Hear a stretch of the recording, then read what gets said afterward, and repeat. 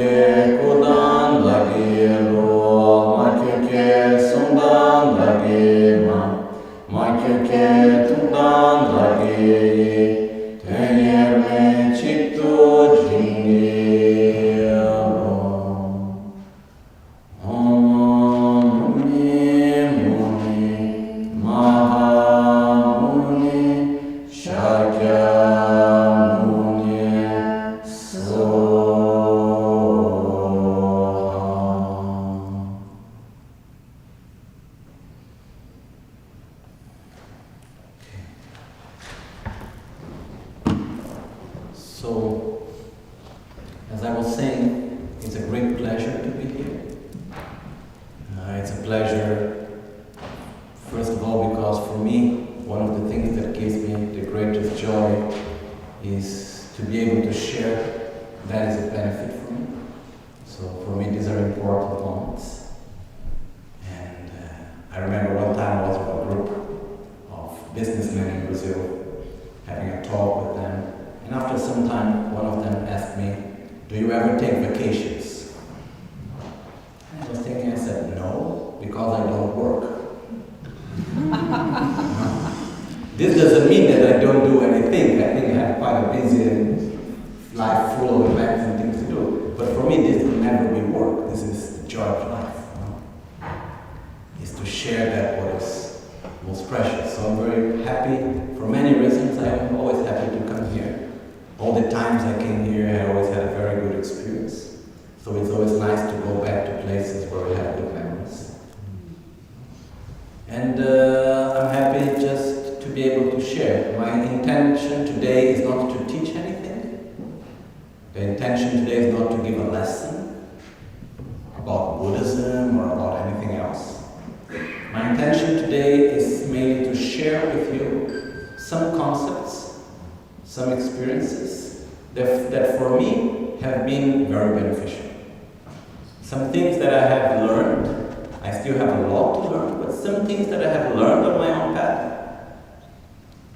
I've met great masters and have had different experiences, and the things that actually help me a lot to be somehow more happy in this world. So I'd like to share them with you. That's my main intention today. Okay?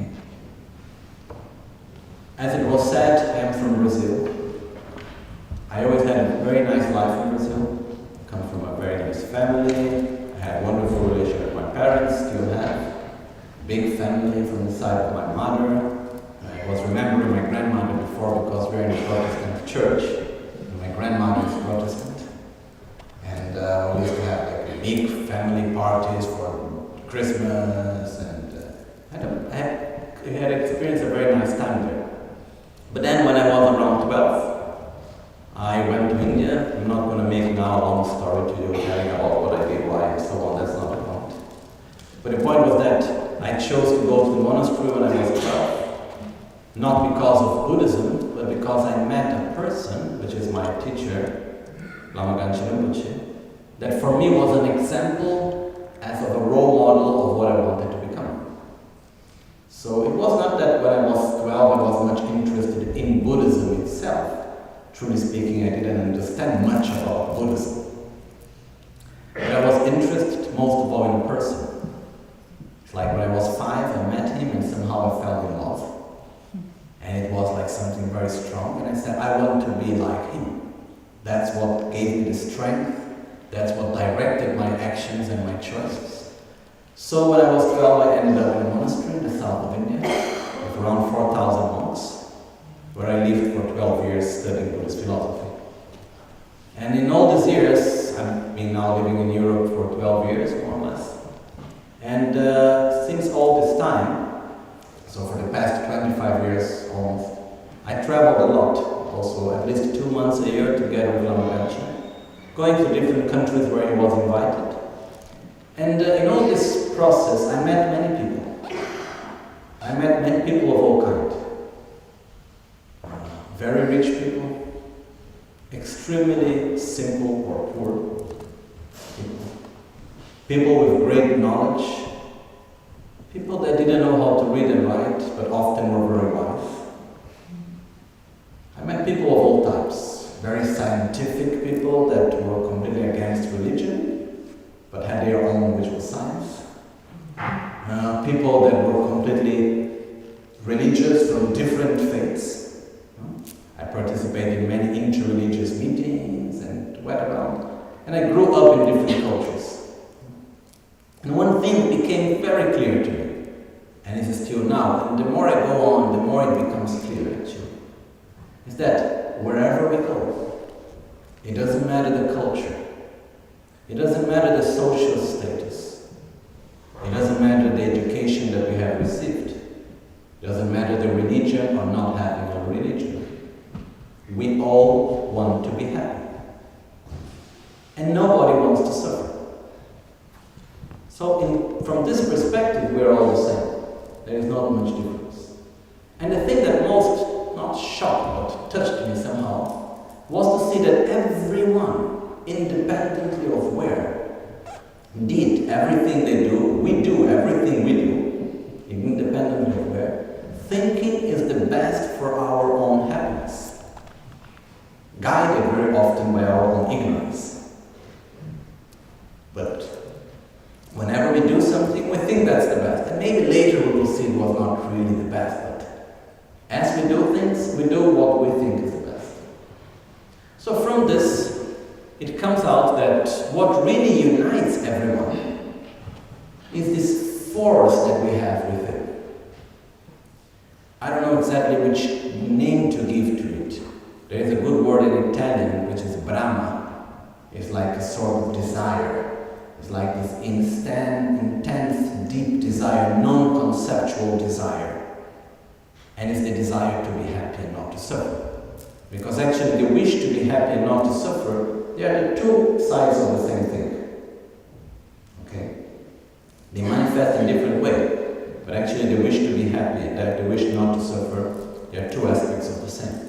So we have this deep, strong desire, this force within ourselves that is what drives us to do everything we do. That's why we try to be happy in a way, and we are at a certain point it doesn't work out. Okay, let's try again. We try in a different way, we put our energy somewhere else. And then maybe that doesn't work out, and we say, okay, it doesn't matter, I'm going to try again. We have this strong force inside us. So, as this is the aspect that mostly unites all of us, for me comes a question which may look obvious, but actually it's not. What is happiness? I don't know how often you have asked yourself about that. And it is a very important question. But before actually answering that, giving my own point of view, I would like to do some steps behind first. I would like actually today to go through 4 steps which I think are important.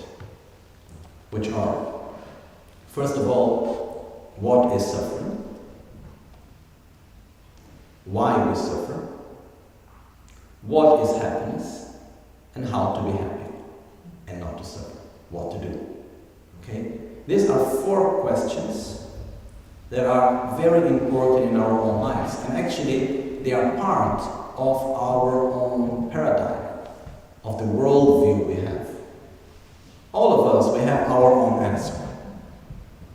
Which are my sufferings? Why do I suffer? What is happiness? When I project my own happiness? And what do I do in my daily life not to suffer and to be happy? Okay? So, these are 4 points which are very important, because based on these 4 points, it will determine finally what we do, how we live, and so on and so on. So, let's start with the first one. Generally speaking, when we talk about pain or suffering, I personally have an idea which may look a bit strange, but I think personally that pain is quite important. Okay? Basically because pain is like one alarm that is ringing. So imagine what would we do here if suddenly the fire alarm starts to ring. We would go out, right? Hopefully slowly, not making too much chaos, but we should go out. Why do we go out? Because the alarm is ringing. It's telling us that something is wrong. So normally when we have pain in our body, what's the function of pain? To tell us that something is wrong. But very often, which is our tendency? We just want to turn off the alarm, or we go to look why the alarm is ringing. Very often our tendency is take away the symptom and do not care for the cause. Okay. So generally speaking, whenever there is pain, whenever there is suffering, physical or mental, from my perspective, it is saying something is wrong. You are doing something in your life that is not the right thing. Something is out of balance. Something is not in the right place. Because when things are unbalanced, when things are fitting to each other, when the interdependence is flowing well, then there is no pain. So generally speaking, we have 2 types of suffering. We have the physical suffering and we have the mental suffering. Which one we have more, physical or mental? What do you think? Mental suffering, right? One of the teachers of my teacher, his name was capricious. He was a very direct man. And in one teaching I was listening one time, he was saying, there are 2 different types of suffering. There is physical suffering and mental suffering. Poor people suffer mostly from physical suffering. Rich people suffer mostly from mental suffering. By the end of the day, they suffer in the same way. Okay. But going directly to the point, we try to avoid suffering in our life or not? Yes. So what we do? We try to have a nice, cozy, warm house because we don't want to feel cold. We try to have food whenever we feel hungry. We do everything that we can to avoid any pain or any physical suffering, right? On the same way also, we don't want to have any mental suffering. But even though we try to avoid, it is still there. So normally, for the physical suffering, where do we look for a solution? In the body, right?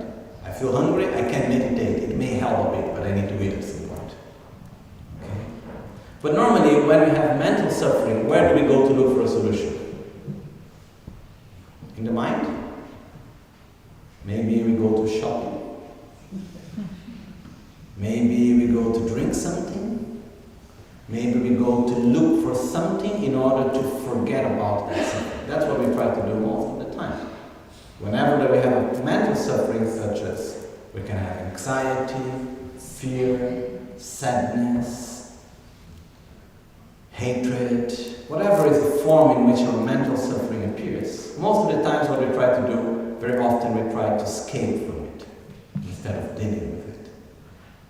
And one of the reasons that we try to do that is because of the second point. Where is actually suffering coming from? Okay? But before that still, one time I was receiving a teaching from one master from Thailand called Lumpotata, and he explained suffering into 4 parts. He said, there is the physical suffering, which we have just said, and we don't need to go on much about it, mostly because we already do the best that we can to take care of our body, right? Even though I believe that our modern medicine is more and more going to this direction, which is the direction of most like Tibetan, Chinese, or Ayurvedic medicine and so on have already gone through, which is first we need to take care of our lifestyle, then we can take medicine, and then we can do therapies. But if we do not change the lifestyle, the sickness will come again and again. So actually the first way of curing a disease is changing lifestyle. But that's not what I'm going to talk about. I'm not the right person to talk about it. Okay? But it's just important. We need to take care about the cause, not only the symptom. But physical suffering, we already have our ways normally how to take care. Second type of suffering is material suffering. Do we ever suffer because of material things? Something breaks. There is something we expect to have and we don't have it. There is something we want to have and we cannot have it. The real material suffering is the lack of material resources for our basic needs, which I believe most of us here don't have. I cannot speak for everyone, but I believe no one actually really has this type of suffering. But do we still suffer because of material things? Maybe one of us more, some of us less. But without going into details on that, one thing I learned that helped a lot was to make a very simple distinction between what I need and what I want. What I need, okay, let's go for it. What I want, no need. If it's simply a want, if I can have it without making trouble to anyone, without making any more problem for me and others and so on, okay. It's not a big deal. But if I want something and this wanting is going to make me suffer more, and I become somehow a slave of this want, and like this I go on, I don't need. And for whatever reason, I believe that nowadays we live somehow in a society where wants become needs. And the last time I was coming to Holland, I was in the airport in Milan. And as I was in the airport, there was a mother with a child, maybe a boy around 6, something like this. And the grandmother was there. And then suddenly, this boy started crying and crying and crying and shouting and saying some bad words towards the mother, like if the mother was the most cruel being that ever existed. And I was just looking, and then suddenly the mother was saying, sorry, sorry, and trying to understand what happened. And then the boy was saying, you didn't allow me to do what I wanted. It was a very stupid thing. Basically, the boy wanted to open the potato chips, and the mother opened it instead of letting him open it. Okay? But the main point was what the mother was saying to the boy was, I am sorry. She was almost kneeling down, which in a metaphor, she was like kneeling down to the boy and saying, I am sorry, I didn't understand that you wanted it. So what is this mother teaching her son? What you want is a must. The problem is then we grow up. And slowly, the wants cannot always be fulfilled. And then we come to a point in our life that we want something but we cannot have. Then we are the victim of the world because we cannot have what we want. So, very simple logic. I am in front of something, on a shop or whatever. Do I need or do I want? If you need, go for it. If you simply want. The more I have, the more I want. The more I want, the less I have.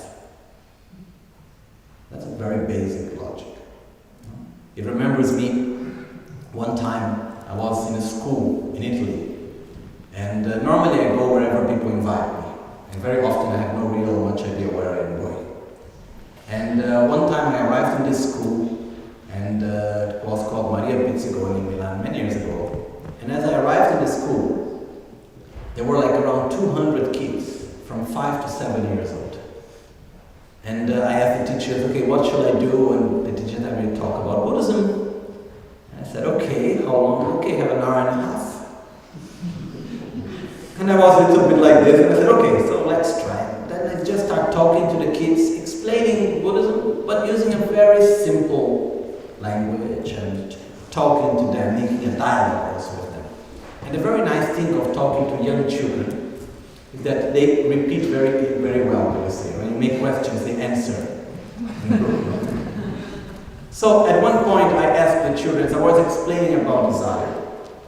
And I asked the kids, I said, oh kids, is there any toy that you would like to have?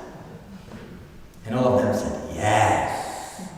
Did it ever happen in Christmas or maybe in your birthday that you got the toy that you wanted? They all said, yes. Were you happy? Yes. How long did your happiness last? Long or short?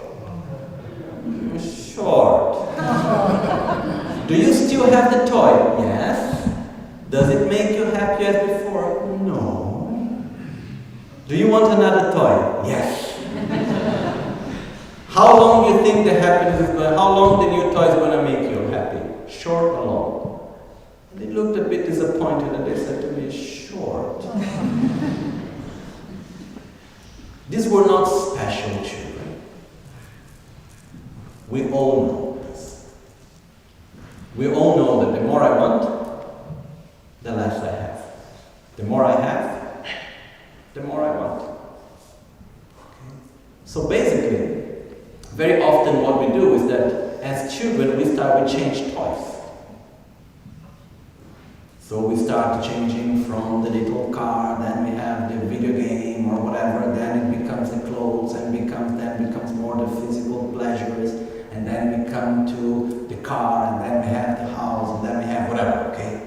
We start having different things where we try to have in order to be happy. Until like one time I was with a friend in Brazil, he was in front of his private airplane. And then I felt he was a little bit ashamed to be with him somehow, for whatever reason, in front of his private jet. Then he looked to me and before entering the plane, and he told me, you know, the only difference between big and small boys is the size of their toys.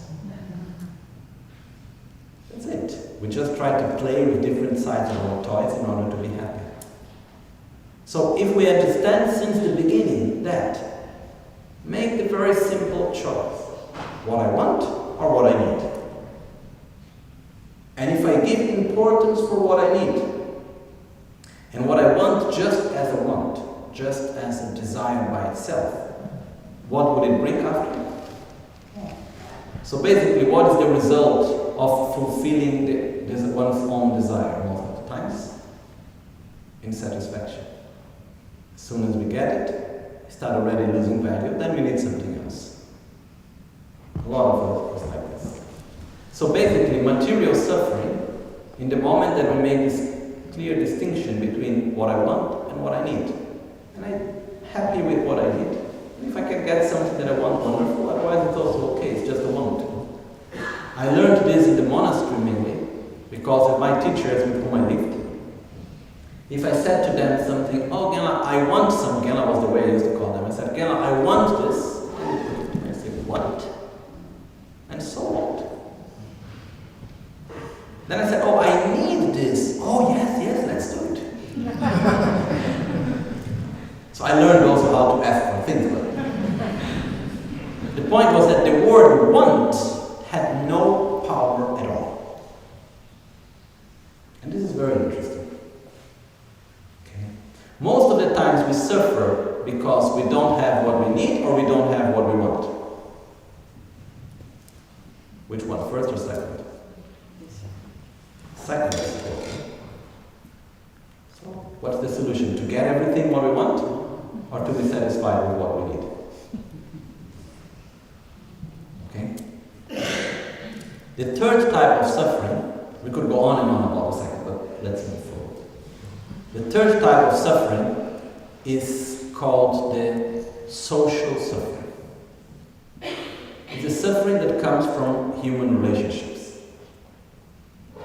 The sufferings that we have because of the conflicts that we have with our parents, with our children, with our husband, wife, friends, and so on. Okay? Which suffering we have more? Physical, material, or social? Social, I suppose. Okay? So, going directly to the point.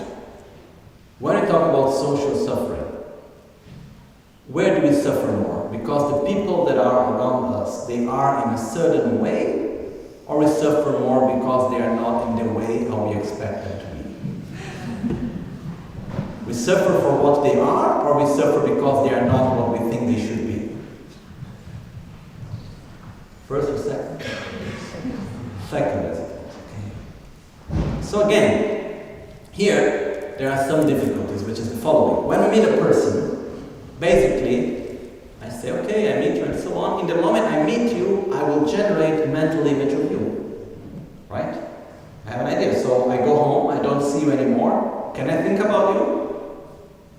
Yes. Unless I have completely bad memory, I would suppose yes, right? So I meet you, I see you, and then I remember you. I have an image of you in my mind. When I go to see you again after a few days, who do I expect to meet?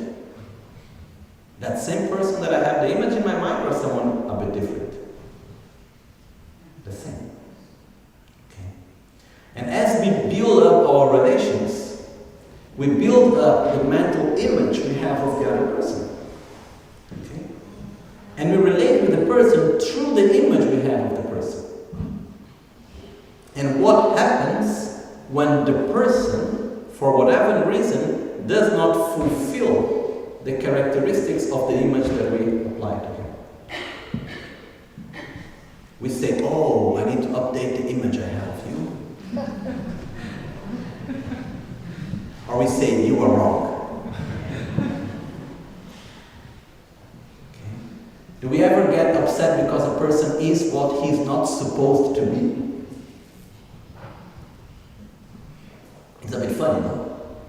I get angry with you, I get upset with you, because you are not what you are supposed to be, according to whom? To me. But can it happen? Yes. Then it gets a bit more complicated, because not only we have our own personalized image of each person, an idealized image also of the person. On top of that, we have the images, we put them into categories, boxes. Father, mother, sister, brother, husband, wife, children, friends, and so on.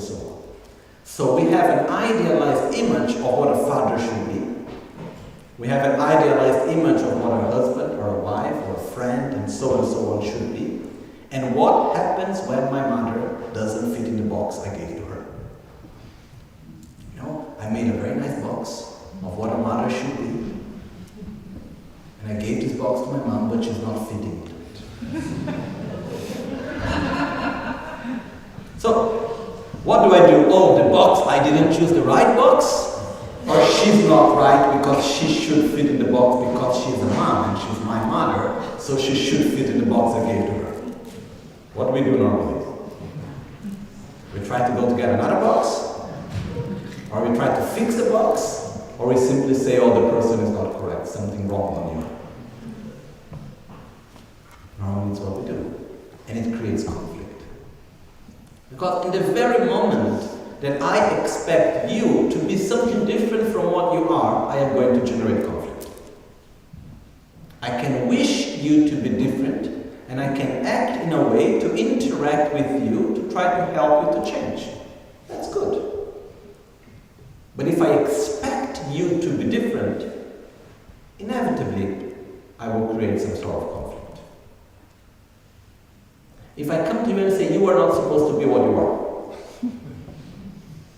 and you will say, okay, but whose fault is it? You know, if I am what I am the results of everything that happened in my life. I am the result of the education I received, the experiences I had. I am the result of the body I have, of the mind. I am the result of everything that happened in my life. So I am what I am. Oh, but you were not supposed to be that. I'm sorry, that's what I am. So what happened is that we create a lot of conflicts and we suffer a lot. Because we feel that the world is not how it is supposed to be, that the people are not what they are supposed to be. But who am I to say what the other is supposed to be?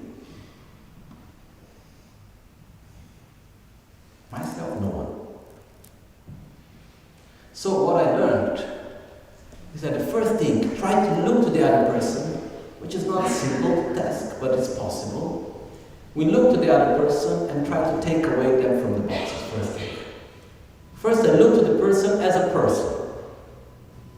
Then after, by chance, that person is my father, my mother, my uncle, my son, my daughter, my husband, my wife, or whatever. But first is a human being. First is a person. And then try to see the other independently of the expectations that we project on the other person. And remember, weekly, if not possibly daily, at least monthly. Weekly is a good time, but at least monthly to make mental image updating. Update the image we have of the person. Be open to say, I relate to you through an image I have of you. But I'm the one that needs to update the image, not you that needs to update the image I have of you. I think it's quite clear, right? But can we see the conflicts that we generated within ourselves because of this? So which is one of the keys to help us to eliminate, to diminish at least the social suffering? Accept each one for what they are. How? By understanding that we relate to people through an image we have of them. And that's my image. That's not what you are. I don't know what you are. I only know what I see of you. How you see yourself, I have no idea.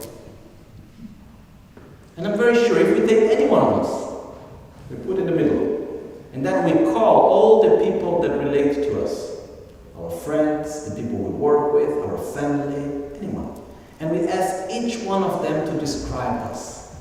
And then we describe ourselves also. Is there going to be two equal descriptions? No. Why? Because each one relates to the image they have of us. And we to ourselves. So sometimes people come and say, nobody understands me. Don't worry, nobody will ever understand you. Okay? Why? Because no one will ever see us as we see ourselves. Normally when we see that, oh, no one understands me, what do we mean truly? At least when I said that, what did I mean? I mean, no one sees me as I see myself.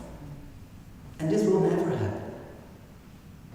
In the same way that I'm not able to see you in the same way that you see yourself. So just remember, we relate to people through an image we have of them. And most of the times we relate with the image, not with the actual person somehow. Okay? So once we see this, just remember to update the image.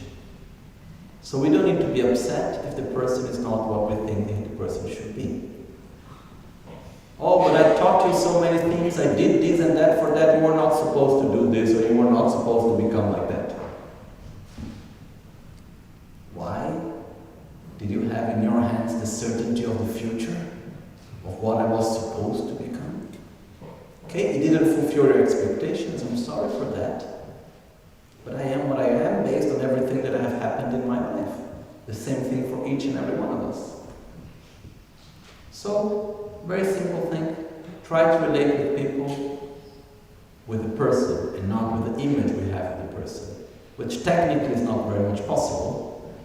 But we need by that to remember that between ourselves and the other person, there is an image in between. And the image needs to be updated from time to time. And we should not be so much attached to the image.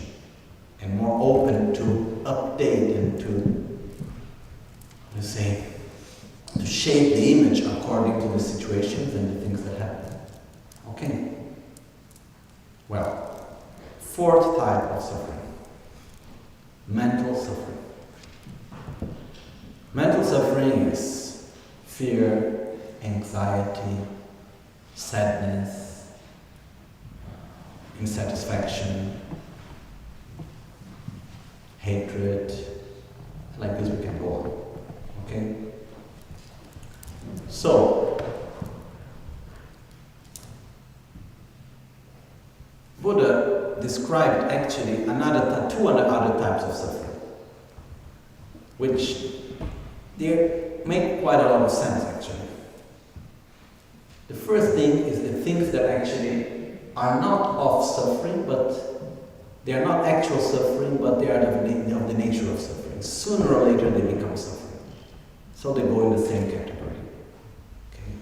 The main reason of this is because most of the times we project our own happiness into these things. Which are they?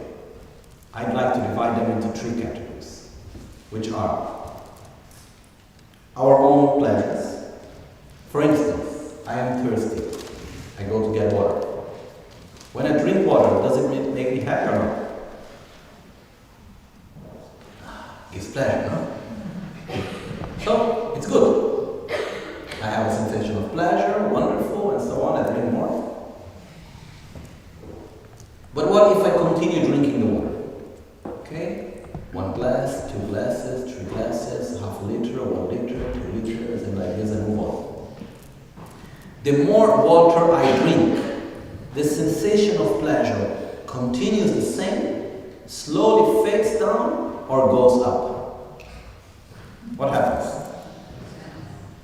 Fades down until it becomes suffering. Is there any pleasure that the more I have, the better I am? Is there anything? I like to think, for example, of a caress. No? If someone comes to us and is nice and gives us a nice caress, someone that we love and we like and so on, comes to us and is very nice and gives us a nice caress, do we like it? Suppose. But what happens if the person continues with it? And goes on, and goes on, and goes on, and there we are, half an hour, 40 minutes, you know, and then 1 hour has passed. Okay? Is there a point in which we say, sorry, excuse me, I need to go to the bathroom, or whatever? We will find an excuse somehow. Because that which initially was pleasurable slowly becomes unpleasurable. If we listen to a beautiful music, does it give pleasure? Yes. But what happens if that same music do not stop playing? For one day after the other. It becomes torture. In the Second World War, this was one of the psychological tortures that were made. They would play Mozart 24/7, and the person could not be allowed not to listen. So anything that are pleasurable, things that are good, what happens if we simply keep contact with these things? They keep the sensation of pleasure? Is there anything material that the more I have, the better I am? Money? More money I have, more happy I am? If I get something material, also would I get, this becomes my glass. And then I'm so happy when I got it. Then, as long as I have it, the sensation of happiness remains the same. Or if I keep it tight with me, slowly the sensation goes down. What happens? It goes down. And the more I have materially, in order to generate the same inner sensation of happiness, I need more. Because, truly speaking, when we go to look for something, pleasure of our senses, when we get something material that we like, when we receive a recognition. For example, does anybody like when you are, someone is praising you? We like, no? Like one example which is very clear, which it happened to me not so long ago actually, is when someone comes and says, oh, you know that person said this about you, and something that we liked. Not long ago I was there with Lama Gangchen and the Kuten Lama, one other Lama. And I had just been to the United States to make some translation for them. And then he was telling Lama Gangchen, oh, you know, yes, Lama was there, and then people were happy, this and that. And so then he said something which was nice, and somehow I understood, but the feeling was good, so I asked, I didn't get, can you repeat again? That's a classical thing that we do. When someone comes and says, oh, you know that person told this about you and it's something nice and we care about it. Normally we ask, oh, sorry, I didn't get, can you repeat it? Because it's a massage for our ego, no? So if you're like, that's nice. I remember the day that I was in the monastery and we had the yearly exams of studies. And one of the main exams was of debating. Debating is when we do the questions where we clap the hand, and then we do basically dialectics. It's quite difficult, but I always liked it very much. So it was my first public exam of debating. In my class we were 70. I was the only Westerners. We had like 7 lamas and many, and the exam was quite difficult somehow also. And then after the exam is done, they will read the name of the best ones and the list of the results of the exams with all the monks together. So they read, and I was on the 3rd place on my class. So I need to stand up, go there, they give me a present in front of everybody and so on. So I was very happy. And then I reached home and I went to my teacher. I went there to my teacher, to his room, and I had there my book, which was given to me as a present for heaven. And he just said, oh. I put the book there, nothing.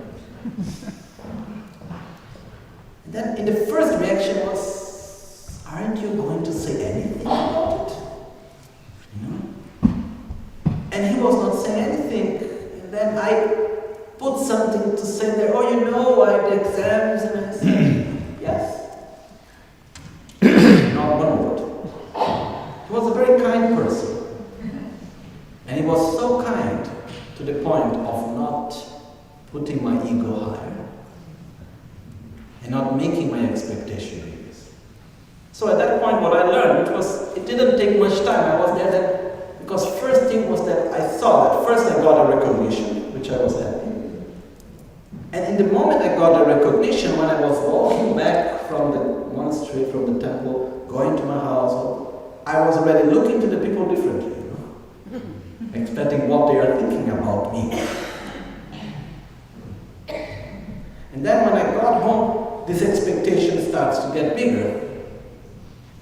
And when the expectation is not fulfilled, then we suffer.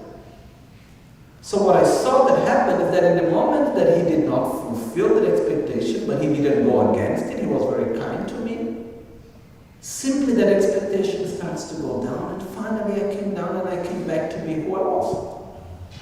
It was so important. Because the more recognition we have, the more recognition we need. I know friends which are famous in the television or movies, actors like this. Some of them, they really do a very hard work not to enter into these dynamics. And some of them, they suffer so much when a person in the streets do not recognize them.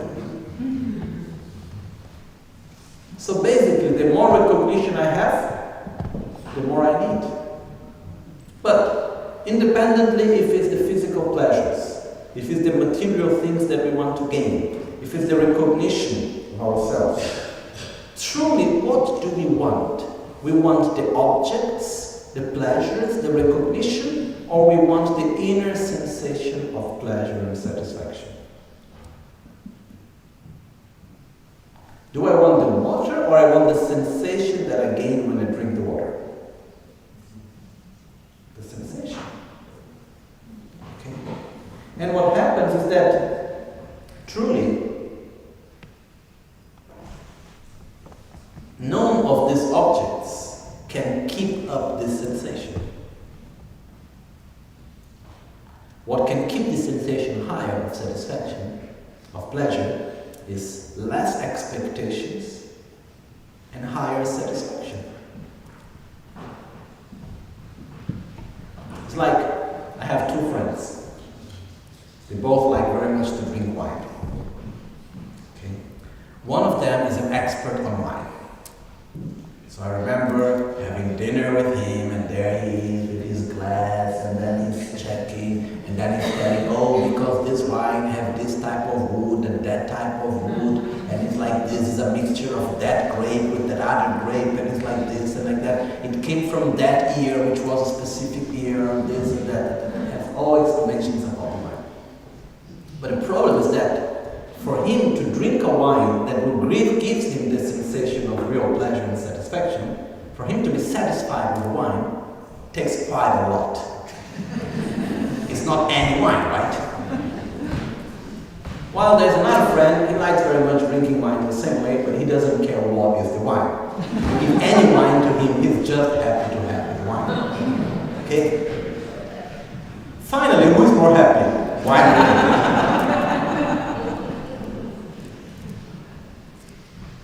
The one that is more satisfied, that has less expectations. The lower our expectations, the higher our satisfaction. The higher our satisfaction, the higher our happiness. Okay. So what Buddha was saying was that physical pleasures, material gains, and recognition of our image are actually illusions of happiness. They are of the nature of suffering. Because sooner or later, it transforms into suffering. Which doesn't mean that these things are negative. It simply means we cannot base our life on it. We cannot base our happiness on it. Okay? Third thing. For third form of suffering. Some people, they complain during our daily life that they are too stressed because of their work. Then they go for vacations and they get stressed also in the vacations. Basically, the reason is that they cannot go for vacations without taking themselves. Okay? So, sometimes I heard some people coming to me and say, oh, I would like so much to take vacations of myself. Okay? I'm so tired of myself. I would like so much just to take some vacation, a week without me. It's not possible. Okay? So what it means is that it doesn't matter where we go. It doesn't matter if we change our family. It doesn't matter if we change the people we live with. It doesn't matter if we change our body. We change our material situation. We always need to take ourselves together. And our traumas will go together. Our anger that is accumulated somewhere, we will take together. If we are a person that is very, very unsatisfied normally, it doesn't matter what we do, sooner or later this insatisfaction will come along. It's like, if we are normally very jealous, we change place, we change context. In the moment it looks different, then, after some time, there it comes again. So the point is that it doesn't matter where we go, we take ourselves with us. And the inner conflicts that we have, we manifest them in the world where we are. So we cannot create a perfect world around us. until we ourselves are imperfect. Because everything that we see, everything that we listen, everything that we experience, we do it through the filter of ourselves. Can we listen to something independently of ourselves? No. Can we see something independently of ourselves? No. So everything that we experience, every moment in our life, we do through the filters of ourselves. So does it ever happen that we are in a moment that we are a little bit upset about something, and then we see things and we see them negatively? And then there is another moment where we are very happy, and then we see things beautifully? What is it showing? The filter that we put. So, what Buddha called the all-pervasive suffering is basically the fact that if we are polluted, we will see the world polluted. There is nowhere, if our filter is not clean, it's like I wear glasses. No? If my glasses are dirty, I will see through that glasses. If I wear green glasses, I will see everything green. If I wear pink glasses, I will see everything pink. And each one of us, we wear the glasses of our own selves. Okay? So from this, let's go to the second point. Where is actually suffering coming from? Do we ever point a finger towards something or someone when we are upset? Yes, no? Normally when we are suffering, when we are upset, when something is not good, when we feel any sort of unpleasant feeling, do we have someone or something towards whom to put our finger and say, you are the one to blame? Yes. Most of the times it's something internal or external. Sincere. Not analyzing how do we react normally. If we analyze is one thing. If we do not analyze, how do we react normally? I am upset because I had an expectation which was not fulfilled, or I am upset because things are not the way how I wanted them to be. It's because of things. I am upset because I am too attached, or I am upset because I cannot have what I wanted. How do we react normally? External, right? So inside of this, we create an idea of what would be a perfect world. Which is actually the third point. What is happiness? Do we have an image of what we would like, how the world should be for us to be happy? Okay, I need my health should be like this. I like to have a house like that. My husband should change in this way. My wife should be in that other way. Or I need to find a person like this, or I need to find a person like that. My kids should be like this, that should be like that. Like, do we have an idea? If all the things around were in this and that way, then I would be happy.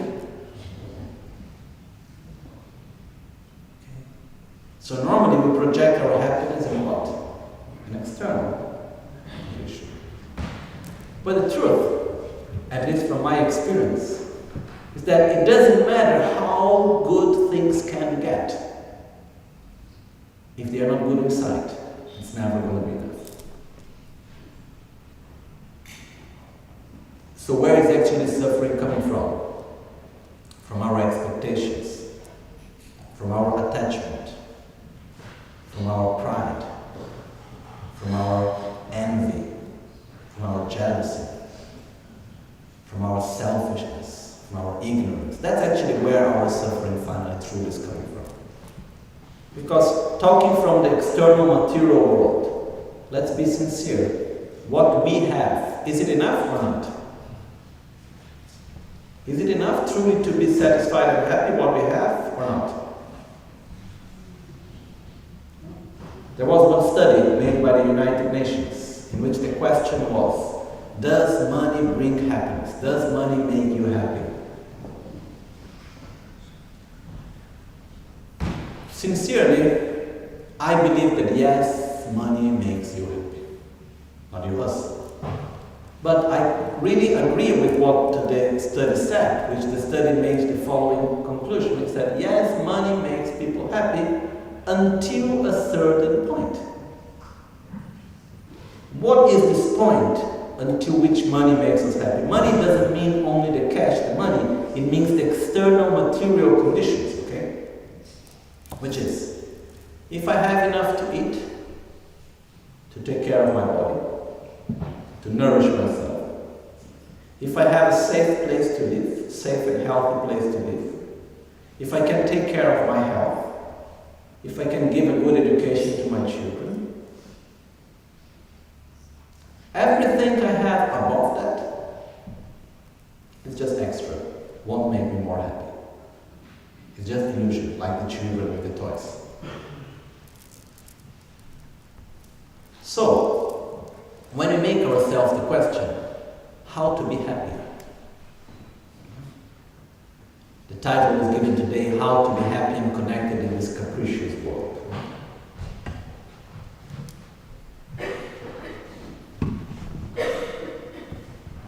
First of all, we live in a world nowadays that is we have constantly around us, how to say, I'm trying to find the right word.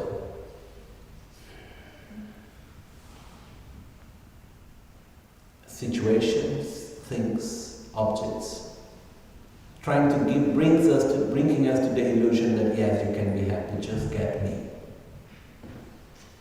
Buy this, you will be happy. Get that, you will be happy. Have this and that. So we have many little things. And somehow we believe it, Somehow it follows us. We try to be happy, having some little pleasure here, having some little thing there. So basically what we try to do in our life mostly is to avoid suffering and to have pleasure. And this brings us to a very, from my point of view, a very wrong concept of happiness, which is that happiness is pleasure. That pleasure is happiness, basically. I believe that this is a very wrong concept. What brings happiness is not pleasure, but is satisfaction. So if we look, last time I was in Brazil a few weeks ago. We have a small Dharma and meditation center in one place called Búzios, near the sea. And I was walking in one road there where the center is. And then I was looking around, and everybody was doing what? Looking for pleasures. And we think that by pleasures we will be happy. But what is our experience? Is pleasure good? Yes, I like it. But can it sustain happiness? Even if we look from a physical point of view, the hormones that are generated by pleasure or by satisfaction are different. And what really brings us this deep feeling of well-being? Now, the first question I made today is, what is happiness? Happiness for me is that inner state in which everything is just right. It's that inner state where I don't want anything to be different from what it is. Do we ever experience this? Yes. Normally it doesn't last a very long time. But we do have these moments in which we can relax. Finally we don't need to fight against anything. Finally we don't need to try to change the world. Finally we can say, okay, everything is fine. I don't want anything to be different from what it is. This is my inner description of happiness. But happiness normally is not coming from having more. It's not coming from satisfying this infinite, constant desire that we have. It's actually by developing some inner states. There are some little keys that makes us more happy. Okay. So, for me, happiness is a state of balance. It's a state of satisfaction. The image of having balance for me is like if we imagine a big tree with deep roots. When a strong wind comes, the tree moves but never falls. This is a person that has stability, which means I have my own beliefs, I have my own emotional state, which depends on myself. And the events that happen around me, I am touched by them, but they don't take me out from where I am. What happened very often is that instead of being like a big tree, we are just like a leaf being taken by the wind. I am happy, why? Because this happened. I am sad, why? Because that happened. And we are constantly relating our inner state to what is happening around us. When actually, it's actually the other way around. The way how we experience what happens around us depends on how we see it, not the other way around. Is this clear, what I want to mean? It's like, normally, we think that our inner states, our mind, ourselves, our emotions, our feelings, we think that this is a result of the world that surrounds us. Which means I'm happy because you did this to me, I'm sad because that other thing happened. And like this we move on. But actually, if we truly analyze it carefully, we will see that it's the other way around. The things are pleasurable or unpleasurable, good or bad, and so on, because of the filter of ourselves, because of the way how we relate to them. So how to be happy? Not changing the world, but changing the way how we relate to the world. I have met in my life people that for me were examples of really happy people. They were very simple people, most of them.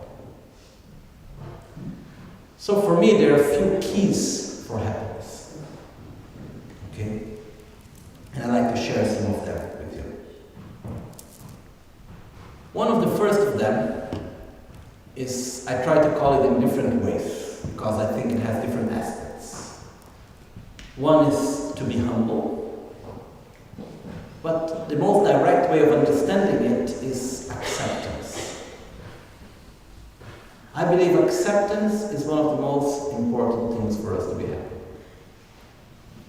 What does it mean, acceptance? You know, one time I was talking about acceptance. It was in Borobudur, many years ago. Maybe 15 years ago, I don't know. Anyhow. Then after like 1 hour talking about acceptance, one person made me a question, which was very good because he was able through the question to give the essence of what I was saying. The question was, if I need to accept everything that happens to me, does that mean that if I'm walking in the middle of the road and a car comes in my direction, I just remain there accepting the car is going to hit me? I said to him exactly the opposite. What does it mean to accept everything? I am in the middle of the road. The car is coming in my direction. Okay? What's the point when you start to complain? Oh, the car shouldn't be here. I passed in the right place in the pedestrian line. The car, there was a red line for the car. Why is he passing on that? He shouldn't go in this way, you know. And that's not correct, and why is he doing that? And then we try to see who is inside the car and try to understand the person, and then we try to see what's the model of the car and this and that. What difference does it make? Okay. What do we need to do at that point? And we start to think, oh, if he hits me, I'm going to do this and I'm going to do that. What do we need to do at that point? The car is going to hit me. Where can I jump? Which direction should I run? The old example that is given in the old Buddhist texts is like if we are shot by an arrow, there's no point in analyzing the type of wood. Where did the arrow come from? I was not supposed to receive an arrow. I didn't do anything to anyone. Who was the one that shot me the arrow? Let me try to understand what am I going to do to the person that shot me the arrow. What do we need to do? Look for a doctor, find a way to take the arrow away and to cure ourselves, right? So to accept everything means to put our energy in the solution instead of being trapped within the problem.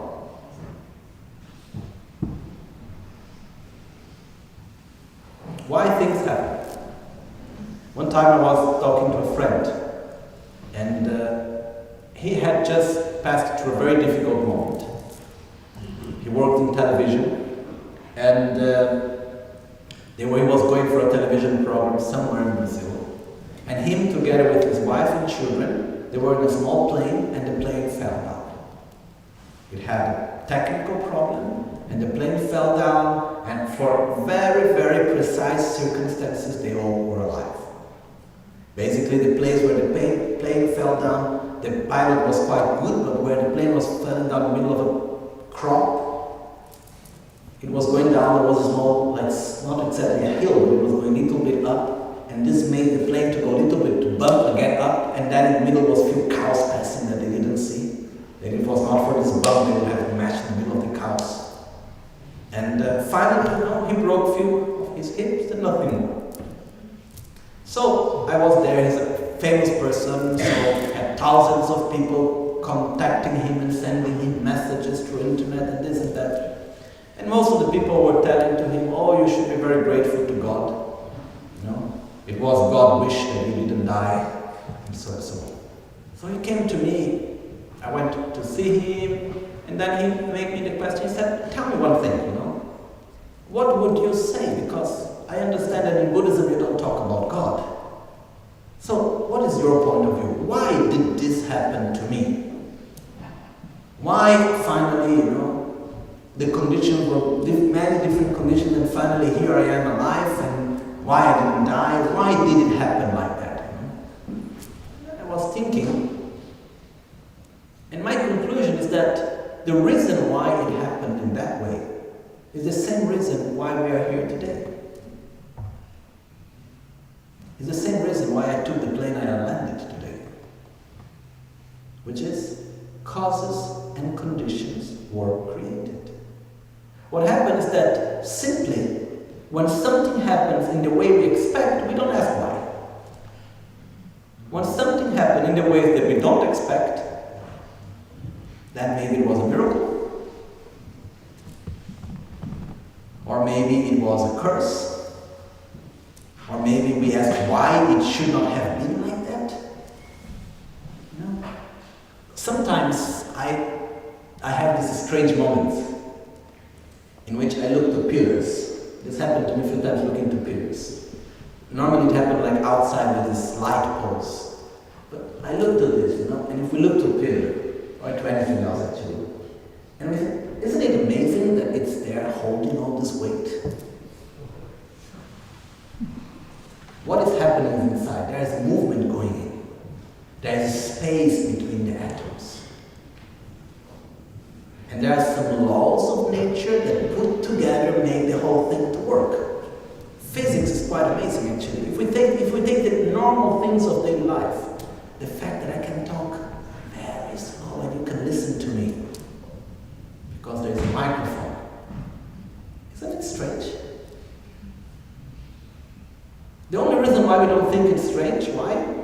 Because we expect it to be like that. If we start falling with the plane every week, then that's normal. We don't ask anymore why.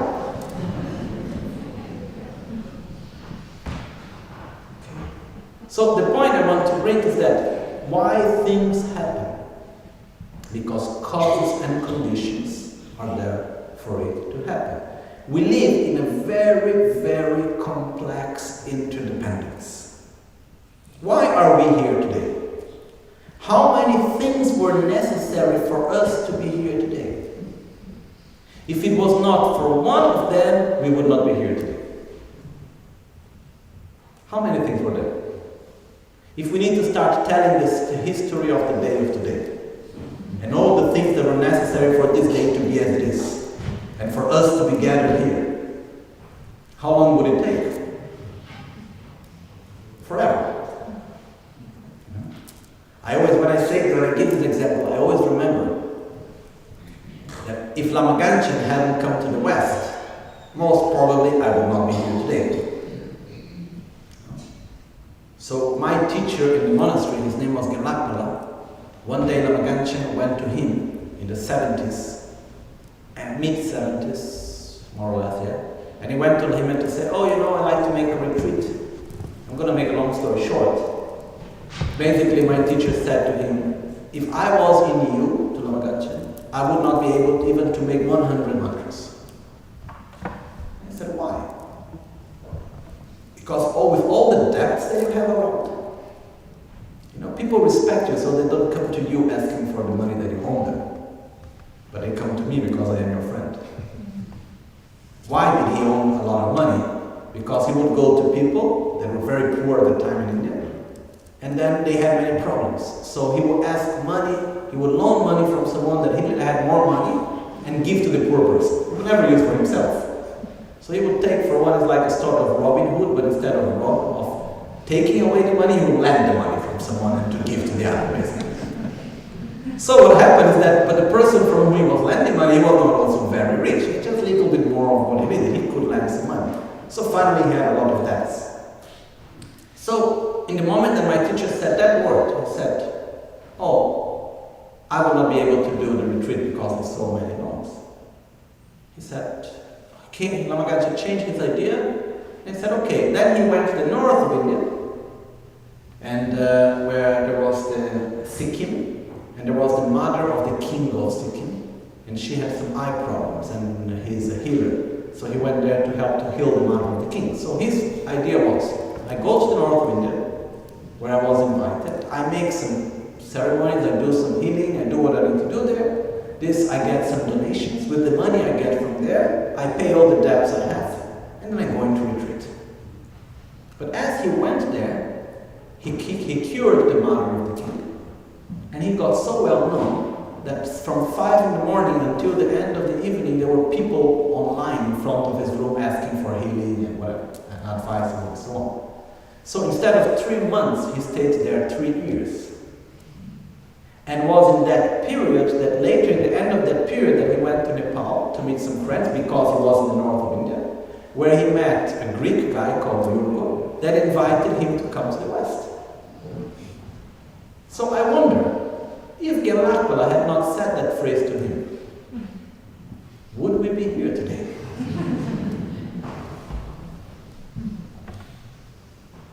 Okay.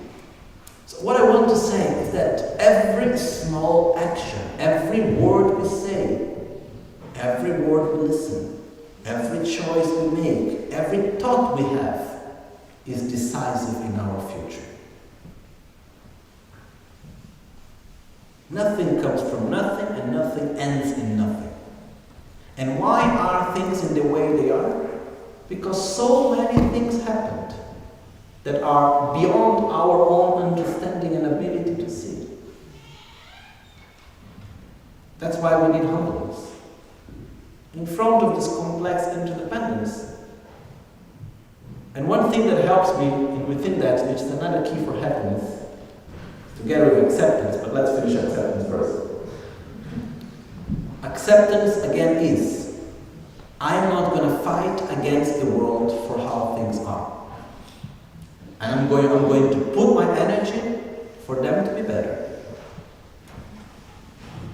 I'm not going to put my energy in the problem. I put my energy in the solution. Something is in a way I didn't expect it to be. Something is in a way which I did not hope it to be. Something is in a way that it would be better if it was different according to me. Many things. But I put my energy where I can see that there are results. I put my energy in the solution. I don't get stuck into the problem. Okay? This comes with another 2 things that really helps to be happy. Which one of them I'm talking to my grandfather all the time. Which is, the more I complain, it's an equation. The more I complain, the more I criticize, which goes together. The more I complain, the more unsatisfied I am. The more unsatisfied I am, the more I suffer. Okay? There are some people, for example, that have addiction to complain. And until they don't complain about something, they cannot relax. You know? Even I remember one situation specific where everything was so nice for this person. And then everybody was so nice to this person, but until the person, when everything was so good, that it was like overwhelming, too many good things. So needed to find something wrong to relax. Okay? So remember, to complain is a habit. This came clear to my mind when I went to my grandfather one time, not like last year more or less, now he's 93.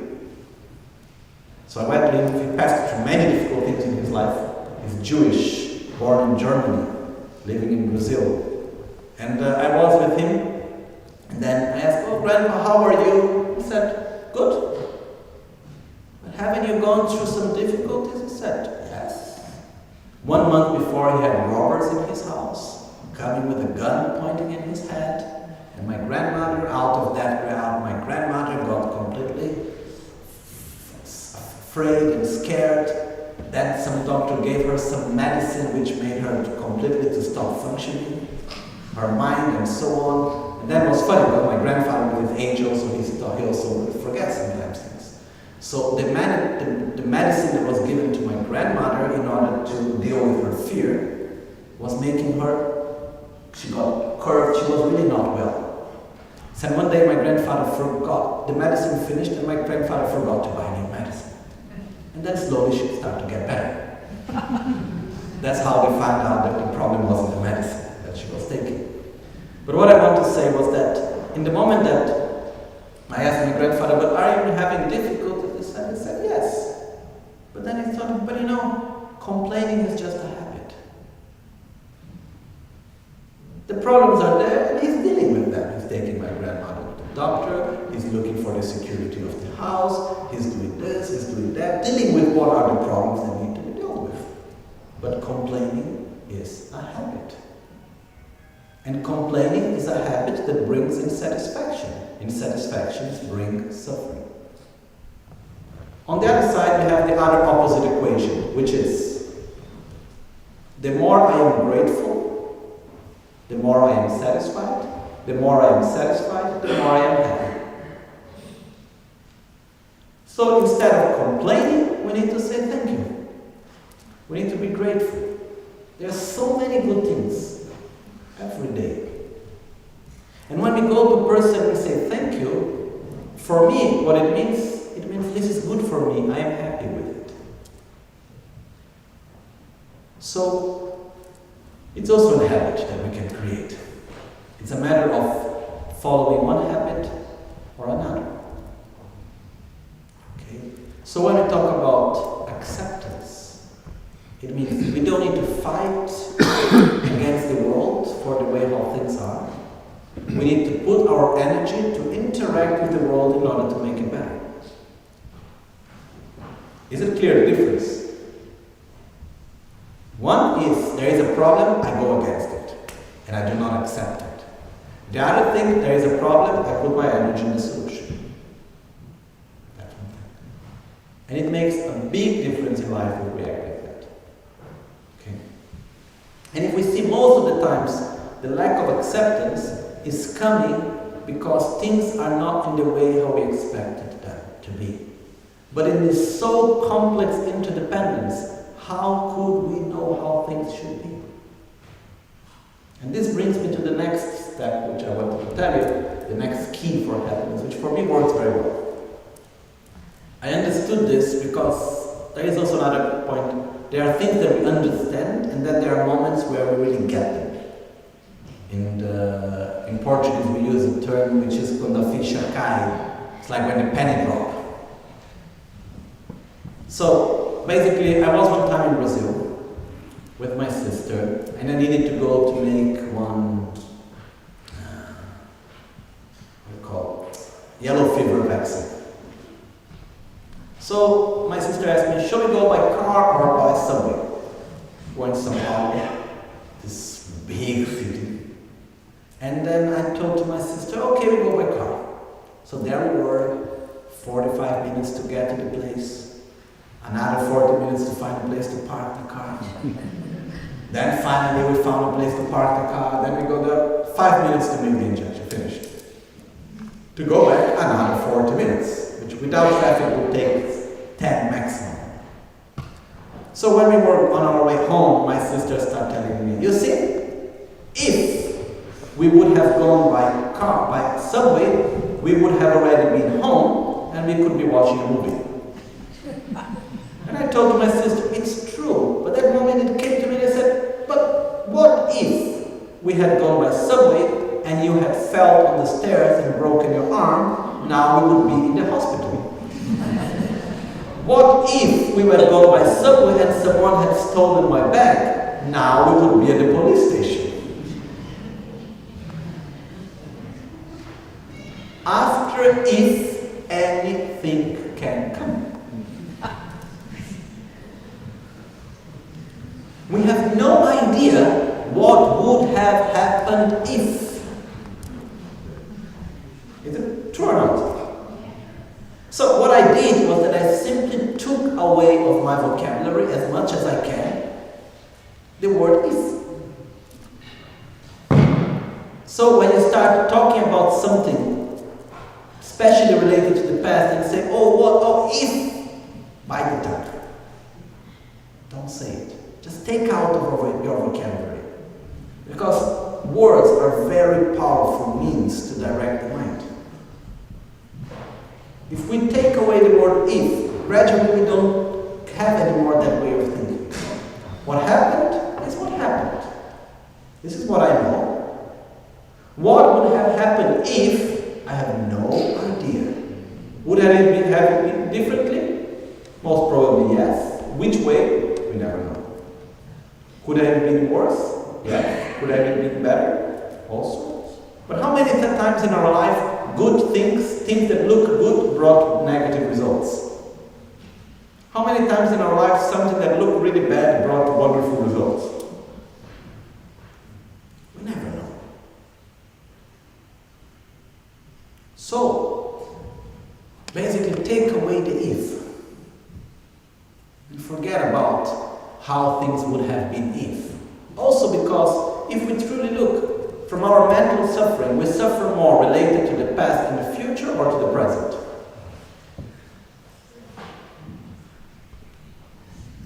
We pass more time re-suffering the past and pre-suffering the future, or actually suffering the present. No. So, it's like one of the things which I believe which helps me a lot also is like I tried for some time in my life really to program things and to organize things in a certain way. I tried to make things in a way. Then one moment I understood, the more I would program them, the less they would work. Simply because I was creating higher expectations, which doesn't mean that I cannot organize things, okay? It's like sometimes we can have fear because things may not be what we expect. We don't need to have this fear, we can have this certainty. Then we relax. I have no certainty how things will go. The only certainty I have is that they will not be exactly as I expect. And it doesn't matter how much I think about it, I cannot know. You know, for me, trying to foresee the future and to organize how things should be is like talking about extraterrestrials, you know. Some people come to me and say, do you believe in extraterrestrials? And I really like one phrase which was said by Stephen Hawking, which is said, it would be too proud of us as humans to believe there is only life on Earth. Too arrogant, he said. It would be too arrogant from us as humans to say there is only life on Earth. So, I'm open to the possibilities, but whatever I would think, then people come, so how do you think they are? I have no idea. And I'm not going to use my time, and my space, and my mind to start thinking about how they are. If one day I meet someone, hello, I come from another planet, my pleasure. But until then, what's the point about thinking anything that I would go through, it would be nothing more, nothing less than the result of my own imagination.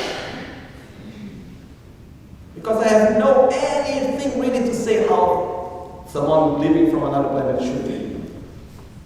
So just relax and be open to the possibilities. The same thing is in the future. What will happen tomorrow, the day after tomorrow, next month, next year, how things should be.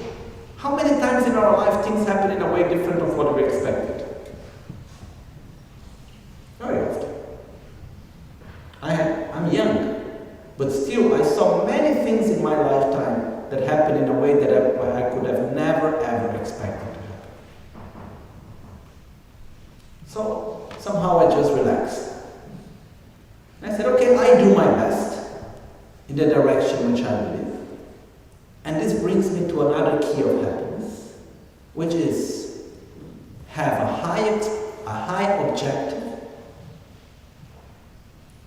which means to believe in utopia, to believe in something that is really, really good. I believe that I can really be happy within a state of peace, satisfaction, to live in harmony with others. I believe in a society that is truly peaceful. I believe in many things. But my expectation is low. So this is everywhere in life and how it works very well. This. With our family, with our job, with our health, with anything. High objective, low expectation, constant effort. The opposite can create a lot of problem, which is high middle objective, high expectation, low effort.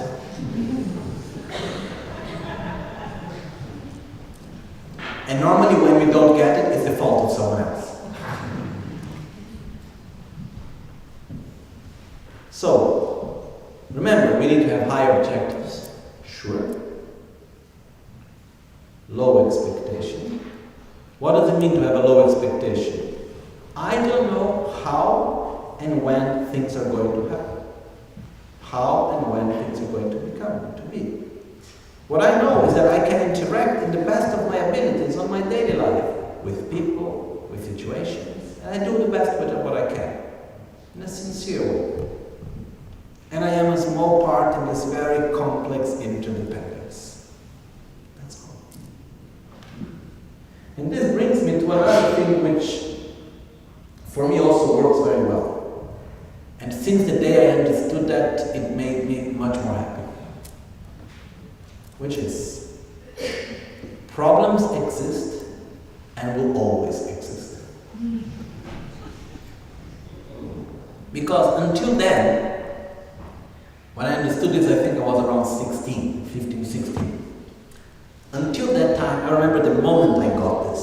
And it's very interesting because the place where I got this understanding had nothing to do with what was happening, but it was a place where after I had a lot of problems. And difficult things to deal with and so on. It was actually the first time I arrived in Albagnano.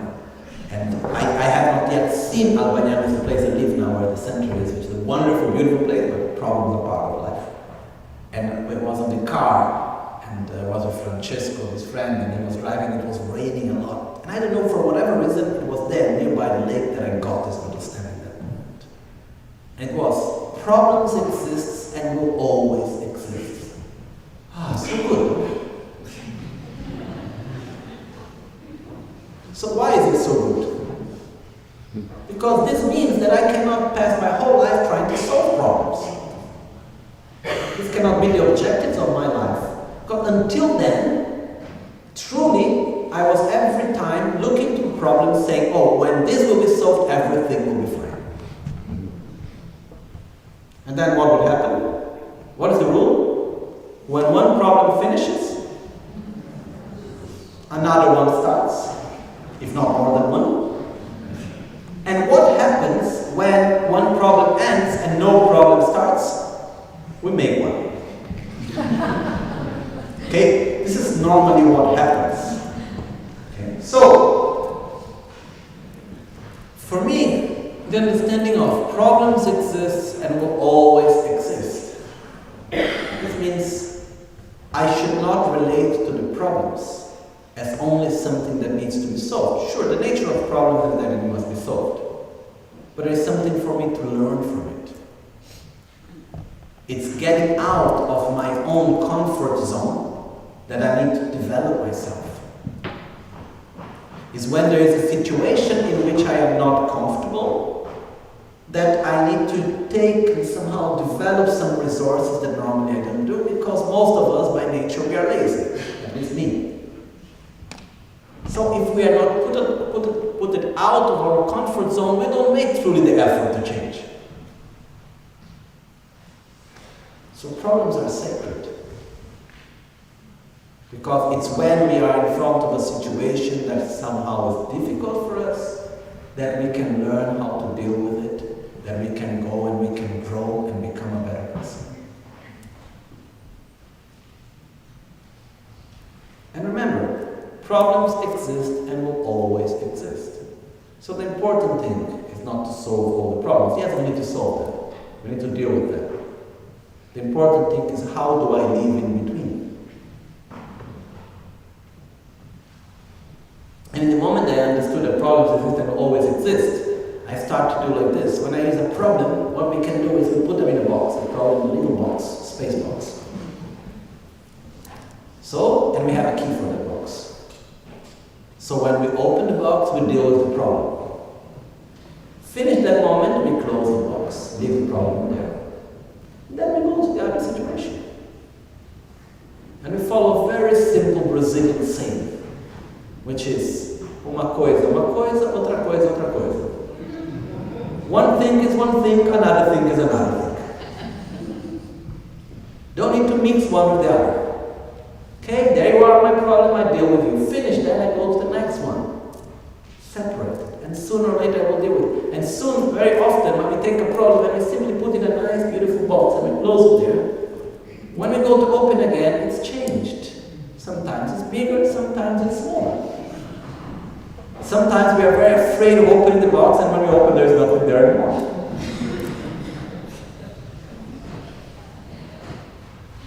And then there is one more point, which is also very important, which is connected to the acceptance, which is there are problems and there are facts in our lives. Facts are not problems. A problem is something that has a solution. Something that has no solution is not a problem, it's a fact.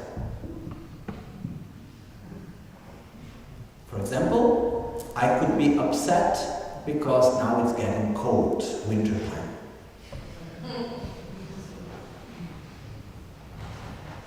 One time I was in Tibet, and I went to receive teachings from the abbot of Dashinung, my teacher there, and I was going to his house, which was a small, simple house in the fourth story of the monastery. And outside there's a terrace, and they made a small room on the side of the terrace for one of his disciples to live. And the room basically is closed with a very thin piece of wood, this plywood, and the door was, a lot of air was going through it and so on. And it was December. I was feeling very cold. 4,000 meters high. The body reacts differently. So I went there and I looked at him after the I was really freezing that day.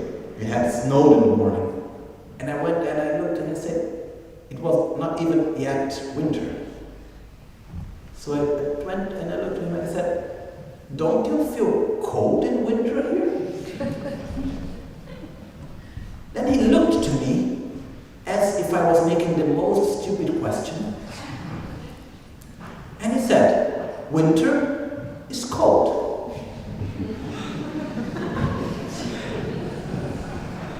No.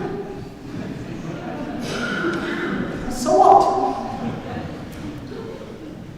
And what I understood is because he was not complaining that winter was cold, and it was not a problem, it was simply a fact, his energy was not in the fact of the cold of the winter. His energy was in his studies, in his meditation, in whatever he was doing.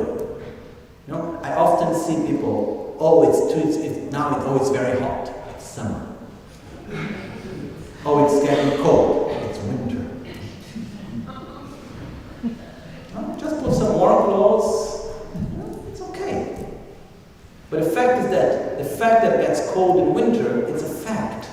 It's not a problem. If my house is too cold, it can be a problem because I can make it warm. So there are things in life that are facts. And when we have facts, even though we don't like them, we need to change the way how we relate to them and not trying to change them. And this makes a big difference also. So for me, the essence to be happy, it is actually the way how we relate to the world and not the world in which we live. That's the main thing.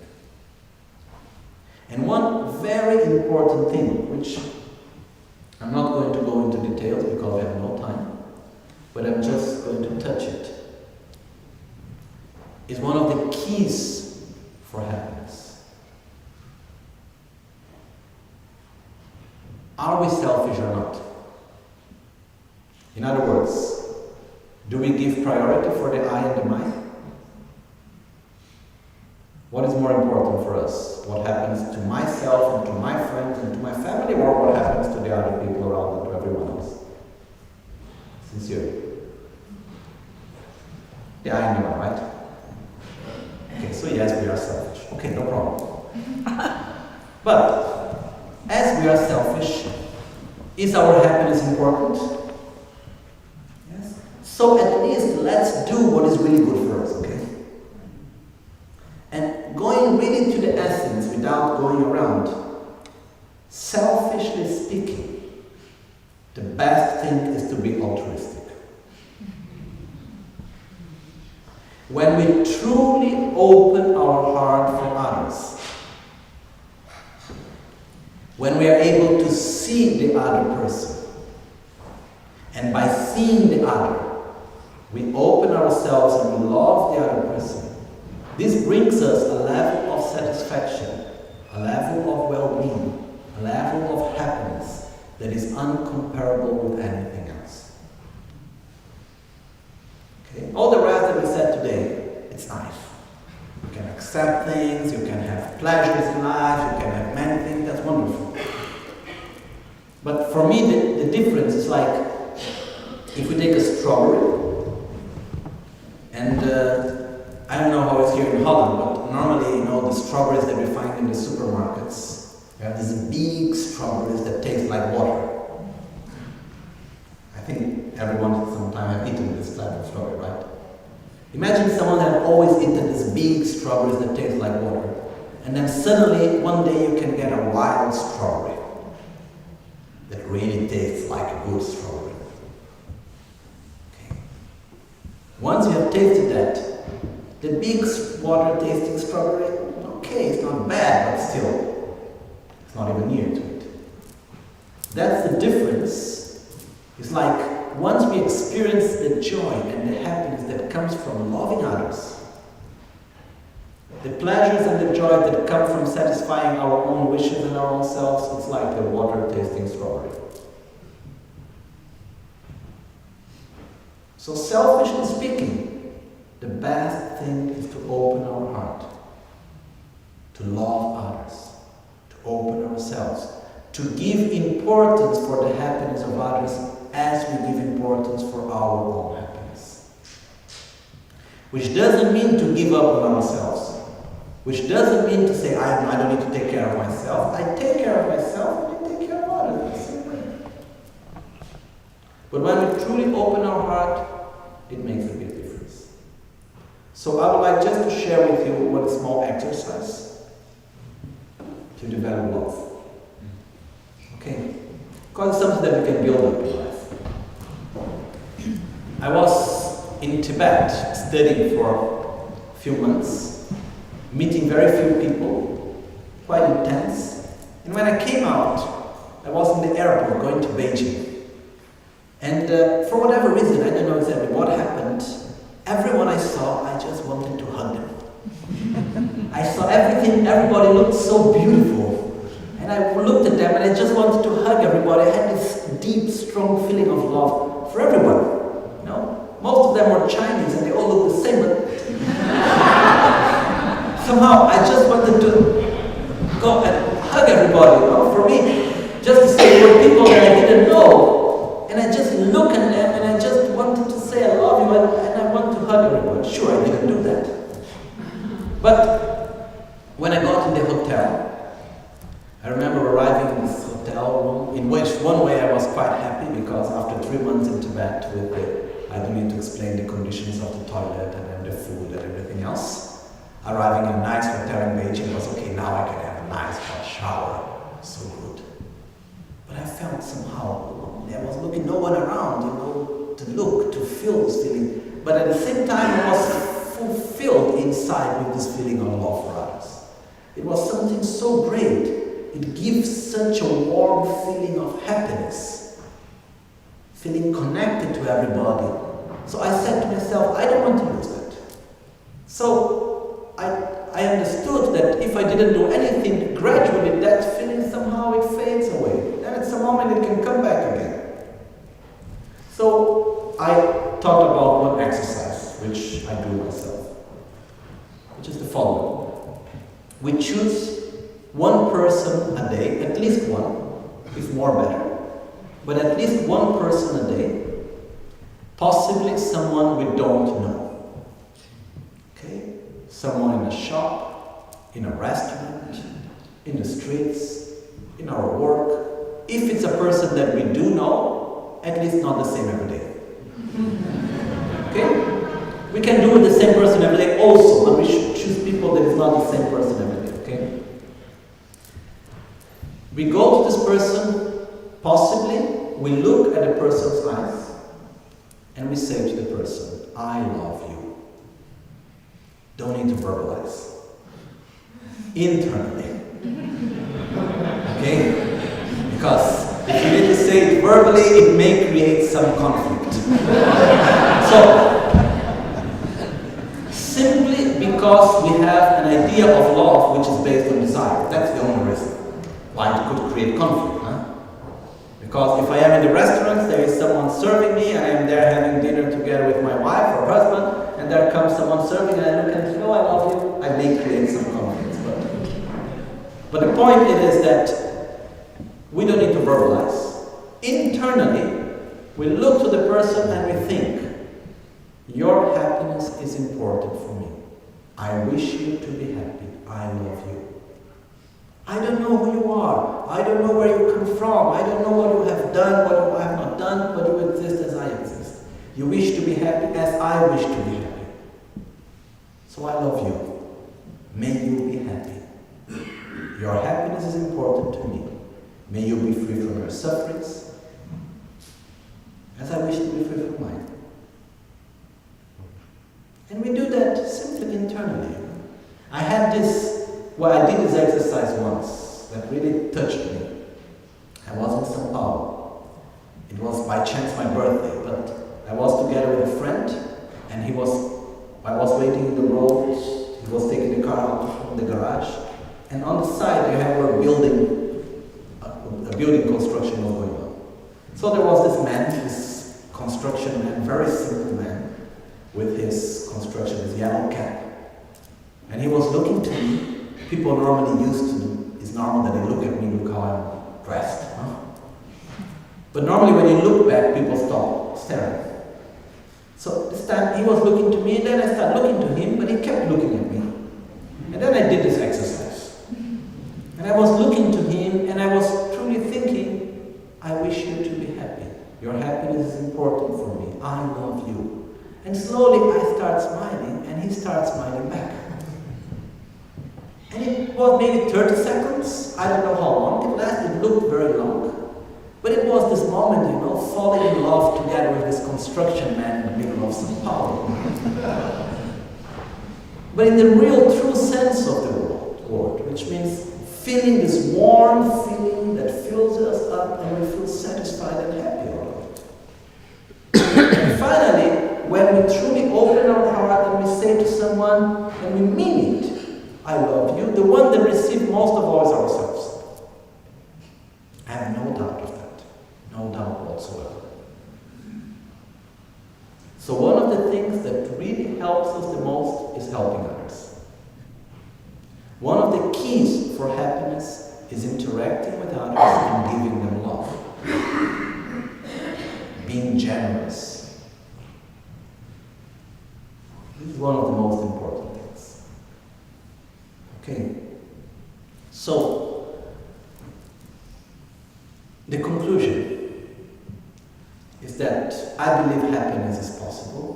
independently, more or less, where we are.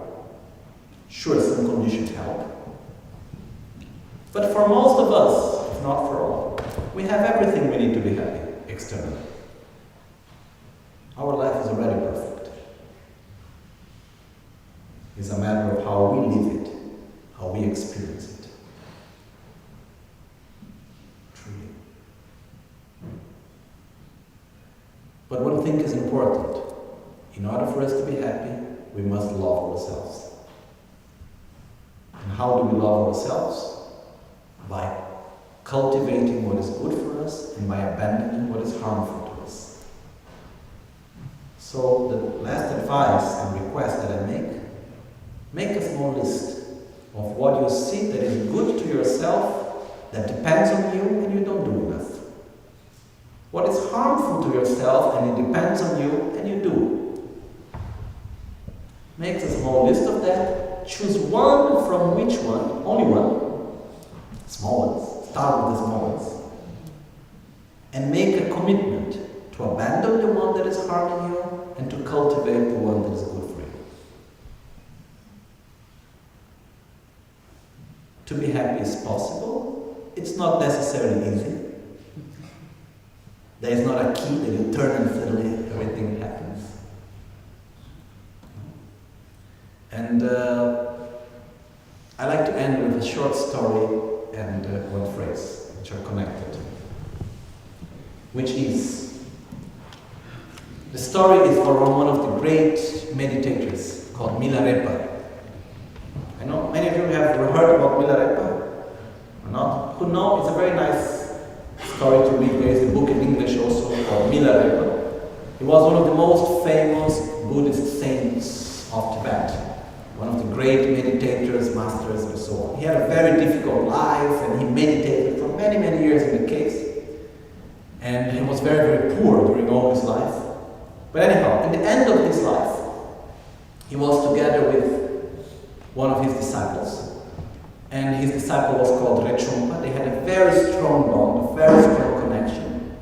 And Rechungpa was going for a travel. And they knew that they would not meet anymore in that life. Because that time to go for a travel, it was like 3 months to go walking. We're talking about 1,000 years ago in Tibet. And at least 1 year staying in that place, and another 3 months to come back, so at least 1 year and a half.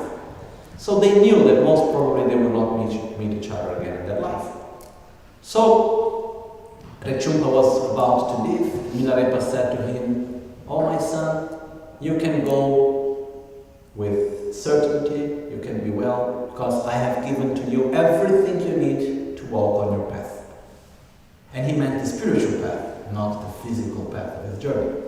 So Rechungpa left, following the tradition, which is walking backwards, until he would lost sight of his master. Then he would turn his back. So he was walking backwards, and when he arrived, I believe something like the distance by the end of this room, so maybe 5 meters, 10 meters, whatever, 10, 15 meters. Milarepa called him back and said, Oh my son, please come here. I forgot to give you the most important of all teachings. I think, it's not written in the story, but I think Rechungpa thought, luckily he remembered now. Anyhow, he arrives there. Imagine, the life dedication of both of them was their spiritual practice. They had nothing else. That was their life dedication. So his master, that was everything for him, come and say, I forgot to give the most important of all teachings. No? So he arrived there. Milarepa, when he arrives nearby, his master Milarepa goes one step backwards, turns the back towards him, raises his skirt and shows his bum to him. And he said that it was a very ugly bum, it was like very rough. Basically because it had all the marks of sitting for so many years in the cold stone meditating, because he didn't have money even to have one cushion. So he turned back again, after basically showing the marks in his body of his life.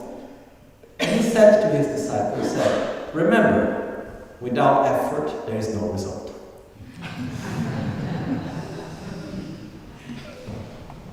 So what I mean is that, We can do so much. And most of the times it does not depend on the conditions we have. It depends on the effort that we put, on the motivation we have. If we look in our society, the people that did great things, most of the times was not because they had great resources. It was because they had great effort and constancy and a good motivation to do it. So I believe, that all of us, we can develop so many things. Love, compassion, wisdom, stability, peace, everything that we talk today, I believe everybody can realize. Does it take effort? Yes. Is it easy? No. But is it life easy? I don't think so. No? I was thinking the other day, is childhood easy? No. Okay. Teenage? Is it easy? Okay. No, also not easy. When we start adulthood and we need to start our job, we need to choose our job, and then after that when we start building up a family or not, and dealing with the whole world and maintaining ourselves, is this part easy? Also not. Okay. Then when we finish that and we go retirement, is retirement easy? No. Is dying easy? Also not. And by chance, being born is also not easy. So what I want to say is that life is not easy. But for me, the most important thing which I want to share is that we are not here to have an easy life. We are here to have a meaningful life. So in our choices, we shouldn't make the choices that are necessarily the most easy and pleasurable.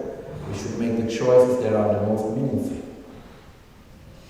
that brings the long-term benefit for ourselves and others. And remember, it takes energy to look at ourselves in our own eyes and deal with our own fears, deal with our own attachments, deal with our own anger and so on. So it's not easy, it has never been. But it's possible and the results are wonderful. So we need to have courage. And we can have. We have all the tools we need. But just remember, as one phrase that always accompanies me from one master of Tibet, he said, well, his name was Kundan Jambilyan, some 300 years ago, and he said, Chego, chego samne nishu som, machung, machung samne nishu som, aka, samne nishu som, tetar namne lomor chukchulum, mise tomba sebe namdari. In English, it would be something like that. Thinking of it, 20 years passed by. I couldn't do it, 20 years passed by. Oh, why I didn't do it, 20 years passed by. In such way, 60 years passed by. That's the biography of an empty life. Remembering that in Tibet, at that time, normally people will live up to 60. If we add to that verse, not thinking of doing it, 20 years pass by, we get to 80. Okay? But my point is the following. If there is anything we think is important, we must start today, not tomorrow. Because finally, our lives is ours. We are the one living our lives. So it's in our hand to change our behavior, to change the way we relate to the world, or to be happy or not to be happy. It depends on us, no one else. And one thing which is important, we must allow ourselves to be happy. Just come back to the present. Rejoice. In the morning, wake up and rejoice. Say thank you. Be grateful to the good things we have. Life is beautiful, truly. We don't need to go very far. This is what I believe.